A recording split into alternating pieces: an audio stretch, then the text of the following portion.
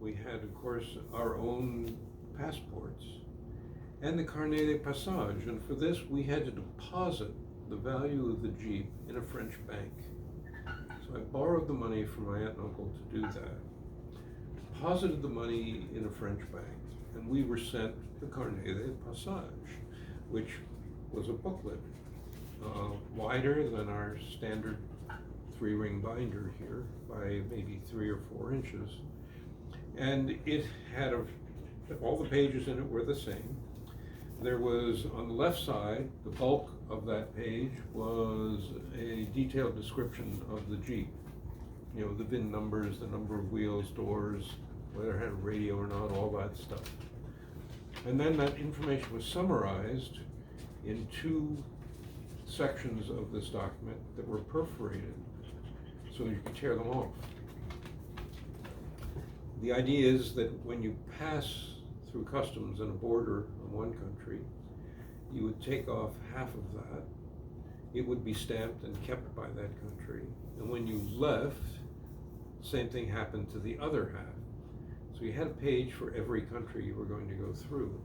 And in the end, the idea was that if a country only had one page and not the other, they would confiscate money, assuming you had sold the Jeep and never exited through an official exit point. That meant this was very complicated. Of course, to get the export papers for the Jeep, we were in Bolivia after all, and that was also very bureaucratic, very Latin, and we had to bribe our way through. We had a sort of fixer hired by the Peace Corps, a Bolivian who helped us navigate the Bolivian bureaucracy. And he took this task on and tried to move the papers through the bureaucracy. But finally he came to me and said, Bill, without a little scratch, it's not going to go. So he told me how much. It wasn't exorbitant, 50 or 60 bucks, I guess. So I said, okay. Gave him the money, and sure enough, a week or 2 before we left, we got the export papers. So then began our grand adventure. First day in April of 1969, we loaded up the Jeep, said goodbye to our mates who were teary-eyed, and we shipped, at the previous day, had shipped our dachshunds by air back to Ardith's parents. So we did not have a dog with us because that really would have complicated border crossings, since the rules for rabies control were strict and varied country by country. So we wouldn't have been able to import the dog into many of those countries. He had to go back by air. He made it safe and sound after a few misadventures along the way, which we learned about later when we got home. So we left, and I had, by the way,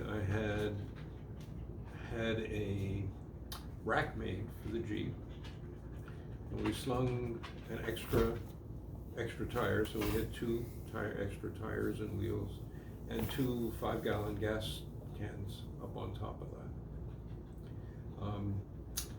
Just in case, because we knew what it was like finding sources of fuel in Bolivia and assumed it would be the same in many other countries. Then began the Odyssey, almost all dirt roads, certainly in South America. So we got up onto the Altiplano, drove out of La Paz, up on the Altiplano towards the first major town in Peru, Arequipa, and our first border crossing experience. The road was washboarded, you know what I mean, on the dirt road. So we were really restrained in the speed we could use, and it shook the Jeep so much that the rack cracked in 2 places. So we crossed the border and had our first border crossing adventure, which turned out to be interesting.